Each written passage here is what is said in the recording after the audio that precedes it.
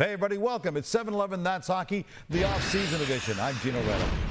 To discuss today's big news, we're now joined by our hockey insider, Chris Johnston. Chris, last year we saw 7 players bought out, but they were relatively small deals for the most part.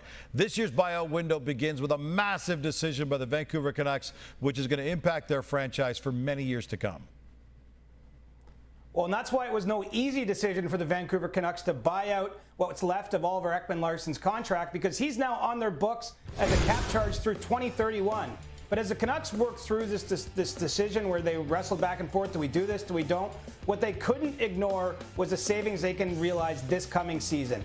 Only $140,000 plus now Ekman-Larsson will count for next season. That's $7 million plus savings for them. And when you look at what their commitments are elsewhere, they need that money to try to improve their roster this offseason. Look, it's been a long run here where Canucks management has tried to clear money off the books. This is usually a last sort of resort for a team when you make this kind of decision, and that's ultimately how Vancouver ended up here today. Lots more names floating out there as potential buyout candidates still to come. Keeping our focus on the Canadian clubs, which other teams are most likely to use a player buyout as a way to create a little more cap space?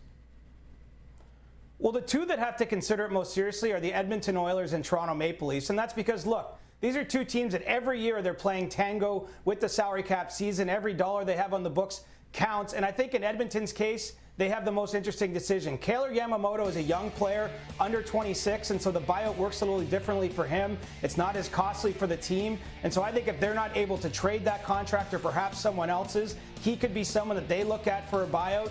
You know, in Toronto, the biggest decision when it comes to this sort of thing is around Matt Murray, the goaltender who just was injured all last season. He counts more than $4 million on the Leafs cap. I think that's too much for him. It's an inefficient contract. And, you know, the Leafs are not a team that generally uses a buyout. The last time they did it was in 2016 with Jared Cowan. But this is a circumstance where if they're not able to find a creative way to move off Murray's contract, I think before June 30th, when this window closes, they're going to have to look at potentially executing a buyout on the goaltender. As you mentioned, teams don't have a long time to make their decisions. The buyout window closes in 2 weeks. Hockey insider Chris Johnston. The majority of Canadian clubs are right up against the cap. The Sens have the most space at $17 million, but they only have 11 players under contract right now, so they need the cash.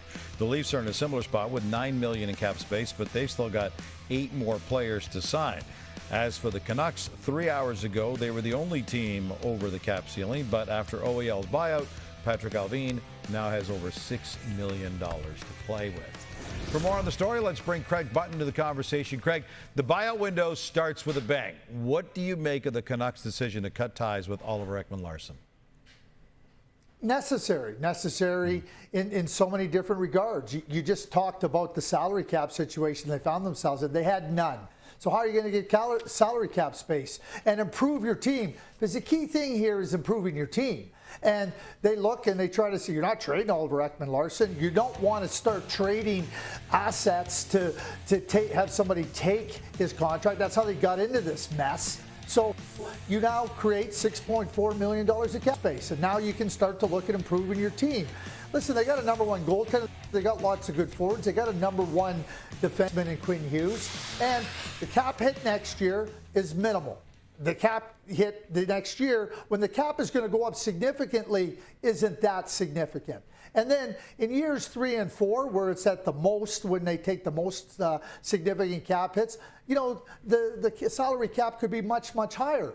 But what are you going to do? Wait for 3 years? They don't have time to wait. They have to look at it. And the other part of this, too, Rick Tocchet coached Oliver Ekman-Larsson in Arizona.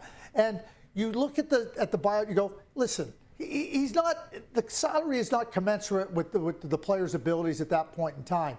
You're trying to squeeze square pegs into round holes. Why do you want to keep doing that? It's not good for anybody. It's not good for the player. It's not good for Rick Tocchet. And the benefits for the team are accrued. And this is significant. Listen, if you want to be a better team and you want to compete for a playoff spot, they have to improve the blue line. There was no way they were going to do that unless they created cap space. This does exactly that.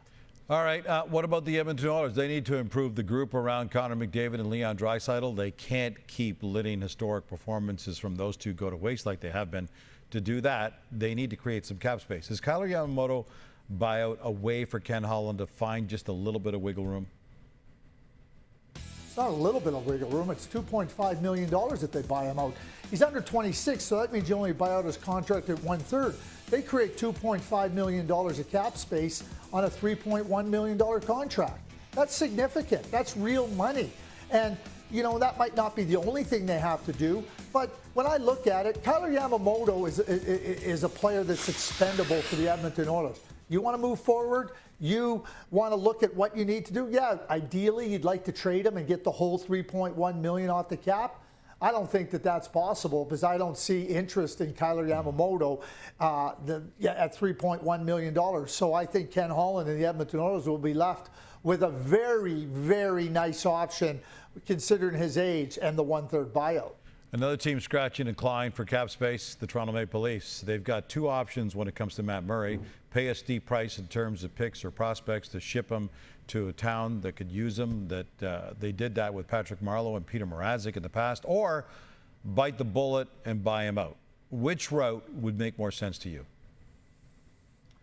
The latter, clearly. Listen, if the Toronto Maple Leafs want to keep giving away picks or prospects to get rid of bad decisions, go ahead. I don't think it's prudent. Listen, Matt Murray, he's not going to perform. He's not capable of staying healthy. Move him along. It'll be best for Matt Murray. It'll be best for the Toronto Maple Leafs. It was a brutal decision by Kyle Dubas to think that Matt Murray, based on his record, in the last number of years, to bring him in here. He hamstrung the Toronto Maple Leafs. There's only one thing to do, and that's to just buy him out, let him move along, and let the Toronto Maple Leafs move along. The savings aren't that significant, but it's the right thing to do. All right, we've seen plenty of notable buyouts over the years. Rick DiPietro signed his landmark contract with the Owls back in 2006. He hasn't played a game in the NHL in a decade, and he's still getting paid $1.5 million a year through 2029. How about Zach Parise and Ryan Suter? They signed identical 13-year deals in 2012 and are still getting paid by the Wild. And now reports suggest Suter could be bought out by Dallas as well. He could be the first player in the salary cap era to be bought out twice.